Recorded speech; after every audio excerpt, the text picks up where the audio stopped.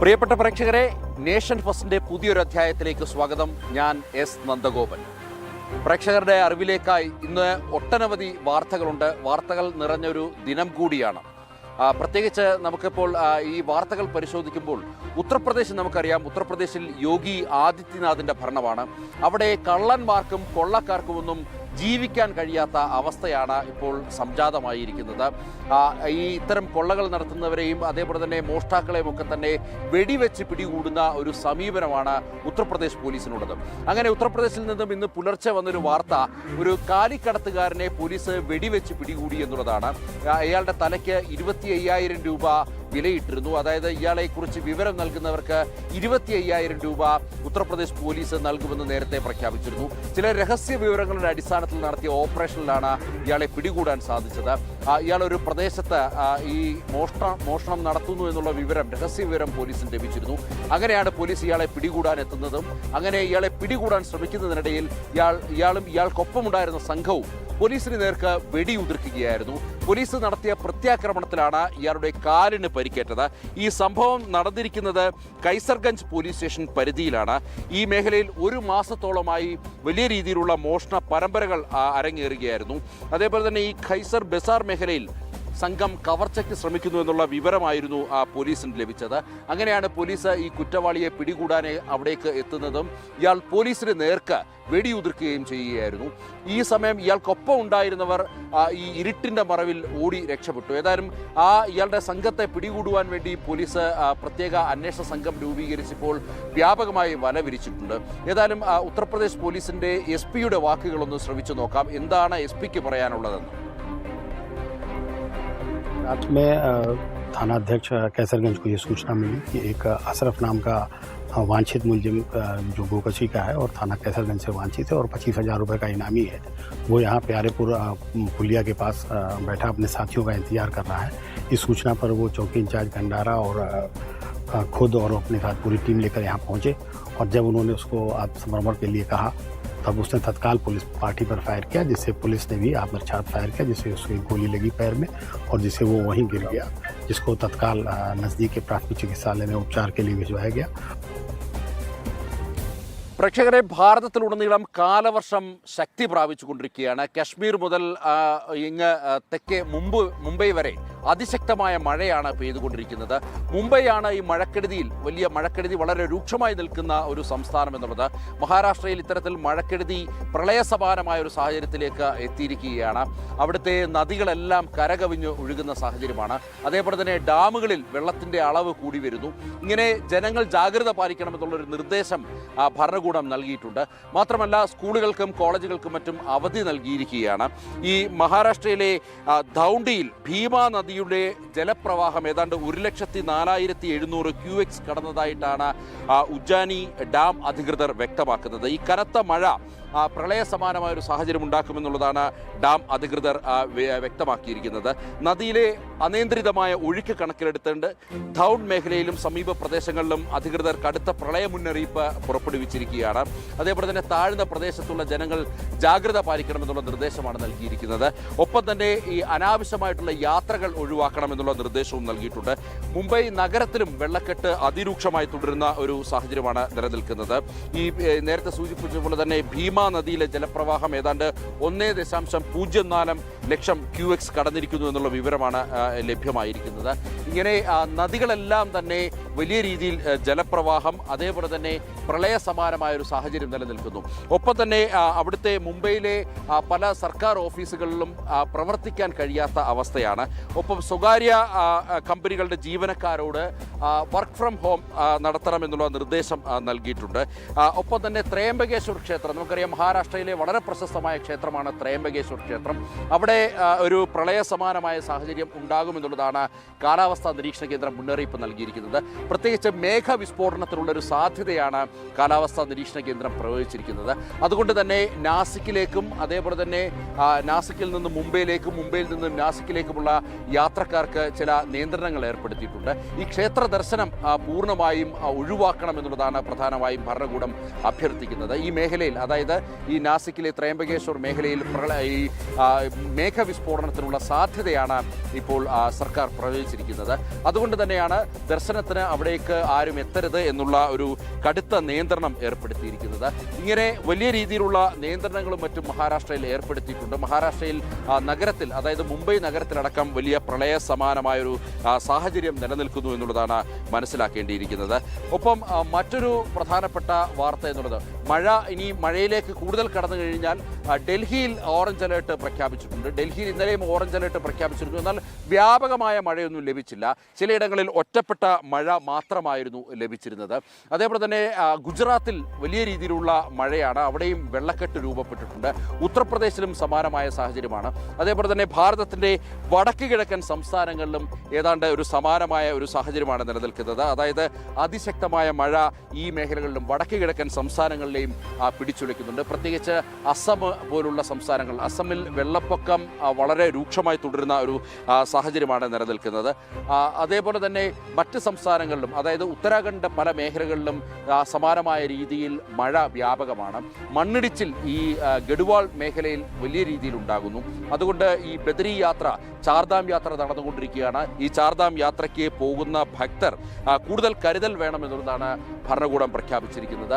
പ്രത്യേകിച്ച് ഈ മേഖലകളിൽ ഈ മലകൾക്കൊന്നും വലിയ കാഠിന്യമില്ല. ഏത് സമയവും മണ്ണിടിച്ചിൽ ഉണ്ടാകാൻ കഴിയില്ലെങ്കിൽ മണ്ണിടിച്ചിലിന് സാധ്യതയുള്ള ഒരു മേഖലയാണ്. അതുകൊണ്ട് തന്നെ ഈ മേഖലയിലൂടെ സഞ്ചരിക്കുന്നവർ കനത്ത ജാഗ്രത പാലിക്കണമെന്നുള്ള ഒരു നിർദ്ദേശം ഇതിനോടകം തന്നെ നൽകിയിട്ടുണ്ട്. ഇനി മറ്റൊരു വാർത്തയിലേക്ക് പോവുകയാണെങ്കിൽ, ഗുജറാത്തിൽ കഴിഞ്ഞ ദിവസം 8 ജെയ്ഷെ മുഹമ്മദ് പ്രവർത്തകരെ, ഭീകരവാദികളെ ഗുജറാത്ത് ATS അറസ്റ്റ് ചെയ്തിട്ടുണ്ട്. ഇവർ നൽകിയ വിവരങ്ങളുടെ അടിസ്ഥാനത്തിൽ ഈ ചില മേഖലകളിൽ പോലീസ് കൃത്യമായ പരിശോധന നടത്തുകയാണ്. ഈ ചേതക് കമാൻഡോകളെ ഉപയോഗിച്ചുകൊണ്ടാണ് ഈ ബനസത് കന്തയിൽ പരിശോധന നടത്തുന്നത്. ഈ പിടികൂടിയ ഭീകരിൽ നിന്നും ലഭിച്ച വിവരങ്ങളുടെ അടിസ്ഥാനത്തിൽ ഇവരുടെ കൂട്ടാളികൾ എന്ന് സംശയിക്കുന്നവരുടെ ഇടങ്ങളിലാണ് ഈ പരിശോധന നടക്കുന്നത്. അതായത് ഭഗൽ ഗ്രാമം എന്ന് പറയുന്ന ഒരു ഗ്രാമത്തിൽ, ആ ഗ്രാമം മുഴുവൻ വളഞ്ഞുകൊണ്ട് ചേതക് കമാൻഡോകളെ ഉപയോഗിച്ചുകൊണ്ടുള്ള പരിശോധനയാണ് നടത്തുന്നത്. ഒപ്പം തന്നെ ലോക്കൽ പോലീസുണ്ട്, സ്പെഷ്യൽ ഓപ്പറേഷൻ ഗ്രൂപ്പ് ഇതിൻ്റെ ഭാഗമായി നിൽക്കുന്നുണ്ട്. ഈ സംശയിക്കപ്പെടുന്നവരുടെ വീടുകളിൽ നിന്നും ചില ഡിജിറ്റൽ തെളിവുകളും അതേപോലെ തന്നെ ചില രേഖകളും പോലീസ് ഇതിനോടകം തന്നെ പിടിച്ചെടുത്തിട്ടുണ്ട്. ഒരു തരത്തിലും ഗുജറാത്തിൻ്റെ മണ്ണിൽ, ഭാരതത്തിൻ്റെ മണ്ണിൽ ഭീകരവാദം അനുവദിക്കില്ല എന്നുള്ള ഉറച്ച നിലപാടിൽ തന്നെയാണ് പോലീസ്. കൂടുതൽ അറസ്റ്റുകൾ ഉണ്ടാകുമെന്നുള്ള സൂചനകൾ ഇതിനോടകം തന്നെ ലഭ്യമായിട്ടുണ്ട്.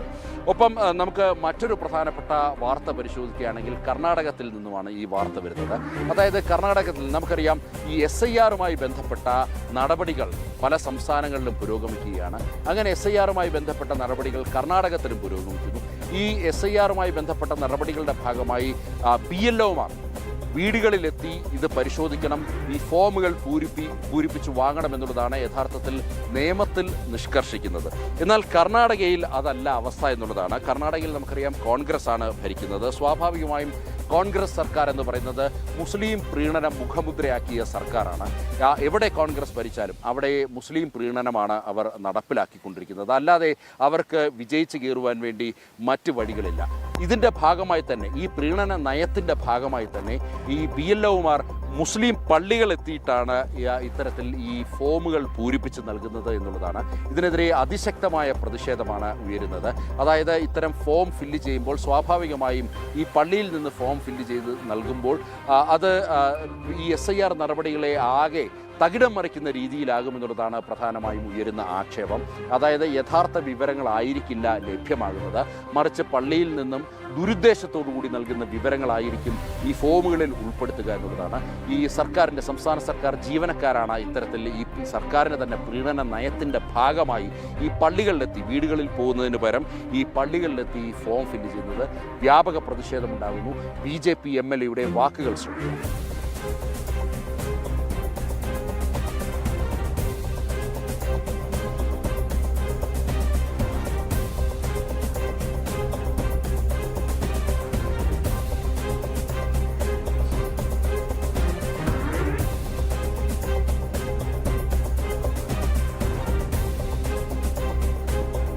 മറ്റൊരു മറ്റൊരു പ്രധാനപ്പെട്ട ഒരു വാർത്ത എന്നുള്ളത് പാകിസ്ഥാൻ വലിയ രീതിയിൽ വ്യാജ പ്രചരണങ്ങൾ, നമുക്കറിയാം പാകിസ്ഥാനെ സംബന്ധിച്ചിടത്തോളം എപ്പോഴും വ്യാജ പ്രചരണങ്ങളുടെ ഉറവിടം എന്നുള്ളത് പാകിസ്ഥാനാണ്. പാകിസ്ഥാൻ എപ്പോഴും ഭാരതത്തിനെതിരെ ഇത്തരത്തിൽ വ്യാജ പ്രചരണങ്ങൾ നടത്തിക്കൊണ്ടിരിക്കുന്ന ഒരു സാഹചര്യമുണ്ട്. പല രീതിയിൽ സൈന്യത്തിനെതിരെയും ഭരണകൂടത്തിനെതിരെയും ഒക്കെ തന്നെ വ്യാജ പ്രചരണങ്ങൾ അഴിച്ചുവിടുന്നത് ഈ പാകിസ്ഥാൻ്റെ ഒരു നിരന്തരമുള്ളൊരു പതിപ്പായി മാറുന്നൊരു സാഹചര്യമുണ്ട്. അങ്ങനെ അത്തരത്തിലൊരു വ്യാജ പ്രചരണം വീണ്ടും പാകിസ്ഥാൻ അഴിച്ചുവിട്ടിരിക്കുകയാണ്. അതായത് കാശ്മീരിലെ കുപ്വാരയിൽ ഭാരതത്തിൻ്റെ സൈനികർ കൊല്ലപ്പെട്ടു, 8 സൈനികർ കൊല്ലപ്പെട്ടു എന്നുള്ള വാർത്ത അല്ലെങ്കിൽ അത്തരത്തിലുള്ളൊരു വ്യാജ പ്രചരണം പാകിസ്ഥാൻ്റെ ഭാഗത്തു നിന്നുണ്ടായിട്ടുണ്ട്. ആ വ്യാജ പ്രചരണങ്ങളുടെ മുനയൊടിച്ചിരിക്കുകയാണ് ഭാരതത്തിൻ്റെ സൈനിക വിഭാഗം. സൈന്യത്തിൻ്റെ ഫാക്ട് ചെക്ക് വിഭാഗമാണ് ഇത് വ്യാജ പ്രചരണമാണ്, അടിസ്ഥാനരഹിതമായ വാർത്തയാണ്, ഇതിൽ നേരിൻ്റെ ഒരു കണിക പോലുമില്ല എന്നുള്ളത് വ്യക്തമാക്കിയിരിക്കുന്നത്. അതായത് പഴയ ചിത്രങ്ങൾ ഉപയോഗിച്ചുകൊണ്ടാണ് ഇത്തരത്തിൽ ഭാരതത്തിൻ്റെ സൈന്യത്തിന് നേരെ അല്ലെങ്കിൽ സൈനിക വിഭാഗങ്ങൾക്ക് നേരെ ഈ പാകിസ്ഥാൻ ഇങ്ങനെയൊരു വ്യാജ പ്രചരണം നടത്തിയിരിക്കുന്നത്. യഥാർത്ഥത്തിൽ ഉണ്ടായത് കുപ്വാരയിൽ ഒരു സെർച്ചിങ് ഓപ്പറേഷനാണ് നടന്നത്. ഭാരതത്തിൻ്റെ സൈന്യവും CRPF-ഉം ജമ്മു കാശ്മീരും ചേർന്നുള്ള ഒരു ജോയിൻ്റ് ഓപ്പറേഷൻ ആയിരുന്നു എന്നുള്ളതാണ് വ്യക്തമാക്കുന്നത്. അതായത് കേരാൻ സെക്ടറിലാണ് ഇത്തരത്തിൽ ഈ പാക് ഭീകരർക്കെതിരെ സൈന്യത്തിൻ്റെ നടപടി ഉണ്ടായിരിക്കുന്നത്. ഈ ഭീകരരുടെ ഒരു ഒളിത്താവളം ഭാരതത്തിൻ്റെ സൈന്യം കണ്ടെത്തിയിട്ടുണ്ട്. അവിടെ നിന്നും 5 AK-47 തോക്കുകളും അതേപോലെ തന്നെ ഗ്രനേഡുകളും പിടിച്ചെടുത്തു എന്നുള്ളതാണ് പ്രധാനമായും സൈന്യം വ്യക്തമാക്കുന്നത്. ഒപ്പം തന്നെ കൂടുതൽ ആയുധ സാമഗ്രികൾ പല ഭാഗങ്ങളിലായി ഇവർ സൂക്ഷിച്ചിട്ടുണ്ട് എന്നുള്ള വിവരങ്ങളുടെ അടിസ്ഥാനത്തിൽ ഈ മേഖലകളിലാകെ കനത്ത തിരച്ചിൽ ഭാരതത്തിൻ്റെ സൈന്യം നടത്തുന്നുണ്ട്.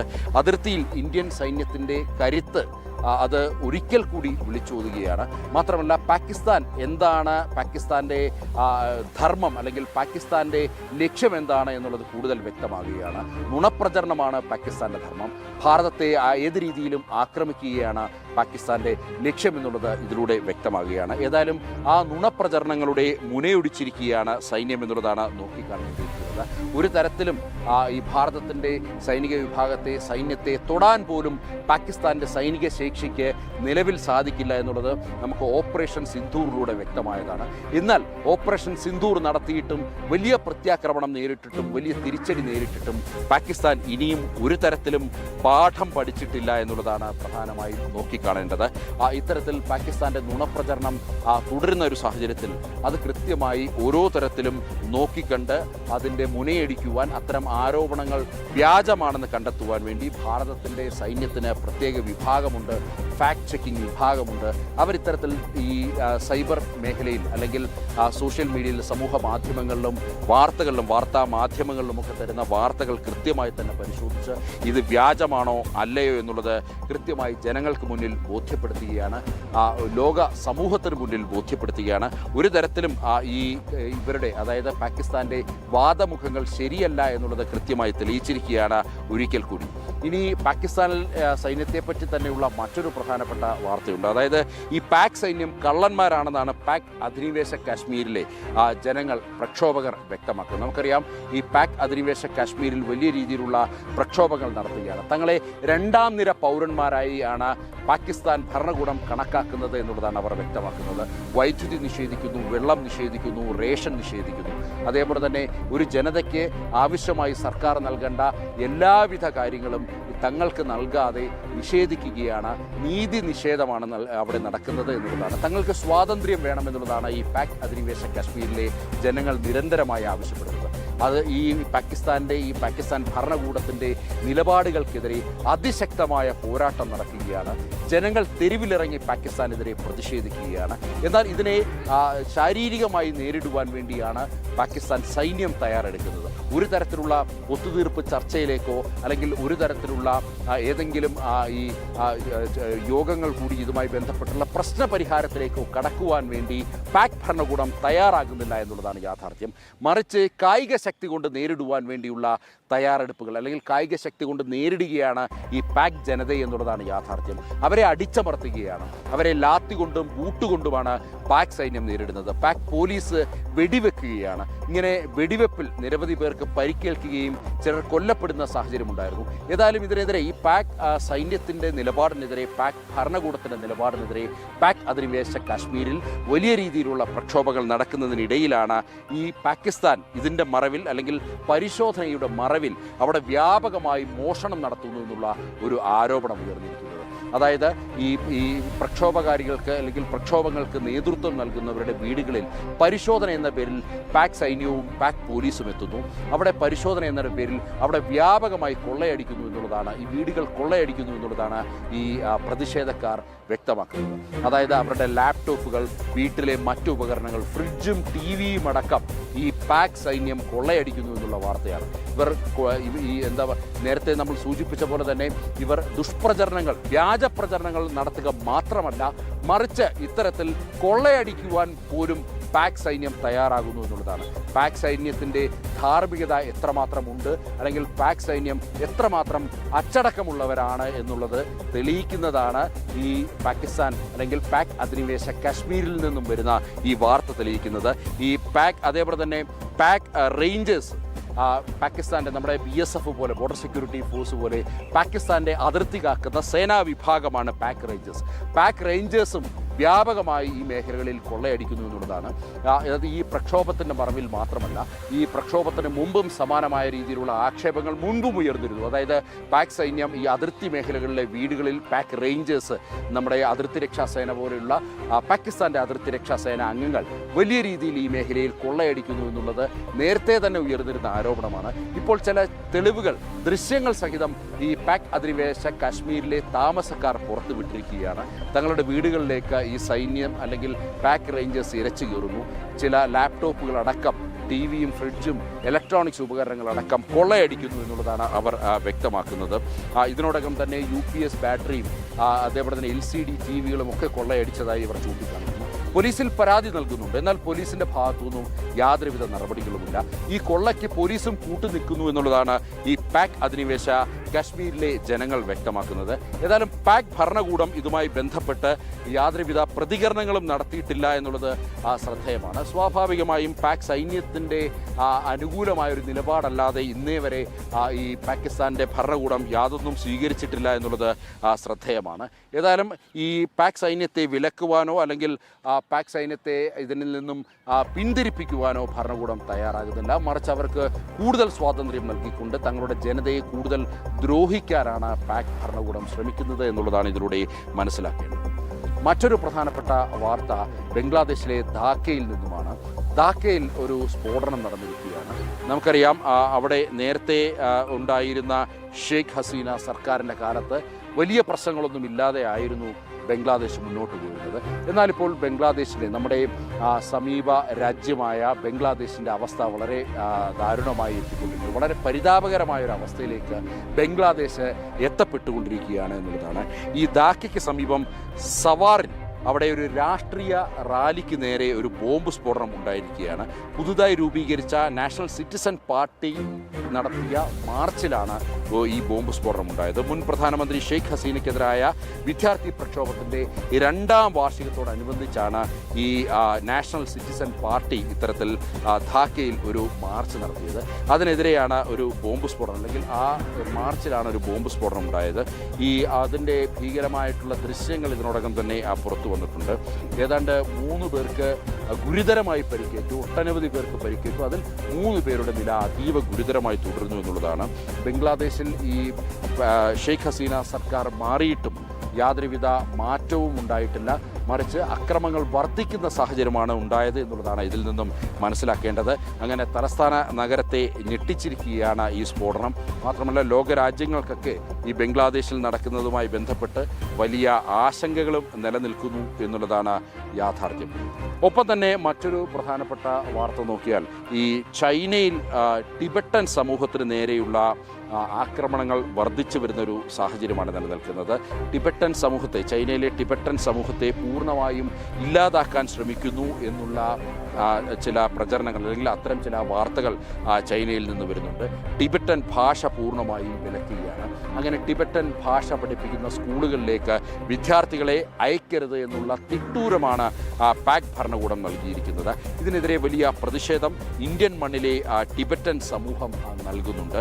അതായത് ഒരു തരത്തിലും അംഗീകരിക്കാൻ കഴിയാത്ത രീതിയിലുള്ള പ്രവൃത്തിയും അതേപോലെ തന്നെ നിലപാടുമാണ് ഈ ഡ്രാഗൺ ഭരണകൂടം നടത്തുന്നത് എന്നുള്ളതാണ് പ്രധാനമായും ഉയരുന്ന ആക്ഷേപം. ഈ കുട്ടികളെ ചൈനീസ് ബോർഡിംഗ് സ്കൂളിലേക്ക് നിർബന്ധിതമായി അയക്കുകയാണ്. ഈ ടിബറ്റൻ സമൂഹത്തിൻ്റെ കുട്ടികളെ ചൈനീസ് ബോർഡിംഗ് സ്കൂളിലേക്ക് ഇവരെ നിർബന്ധിച്ച് അയക്കുകയാണ്. അവിടെ ഈ ടിബറ്റൻ ഭാഷയോ സംസ്കാരമോ ഒന്നും തന്നെ പഠിപ്പിക്കുന്നു. മറിച്ച് ടിബറ്റൻ സ്കൂളിൽ അവരവരുടെ ഭാഷയും സംസ്കാരവും ഒക്കെ തന്നെ കൃത്യമായി പഠിപ്പിക്കുന്നുണ്ടായിരുന്നു. അങ്ങനെ തങ്ങളുടെ സംസ്കാരത്തെ പൂർണ്ണമായും ഇല്ലാതാക്കാനുള്ള ശ്രമങ്ങളാണ് നടക്കുന്നത് എന്നുള്ളതാണ് ഈ Tibetan assembly chief Tsering Wangchuk വ്യക്തമാക്കിയത്. അദ്ദേഹത്തിൻ്റെ പ്രതികരണം കണ്ടു.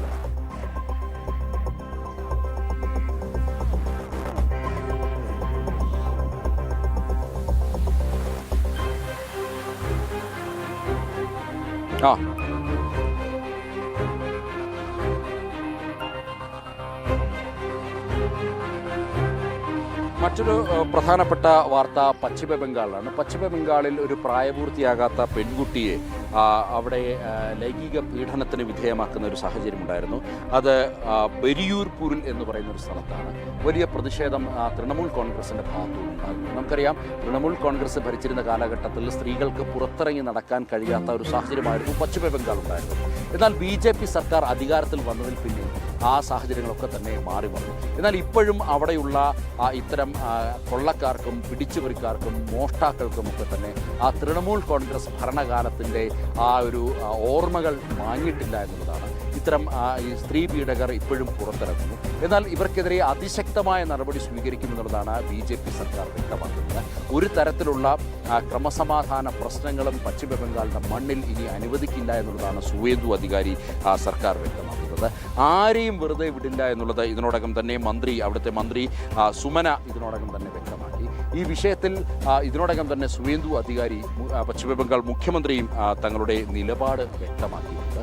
അതായത് ഇത്തരം പീഡനങ്ങളോ അല്ലെങ്കിൽ കൊലയോ ഒന്നും തന്നെ തങ്ങളുടെ മണ്ണിൽ പശ്ചിമ ബംഗാളിൻ്റെ മണ്ണിൽ അനുവദിക്കില്ല.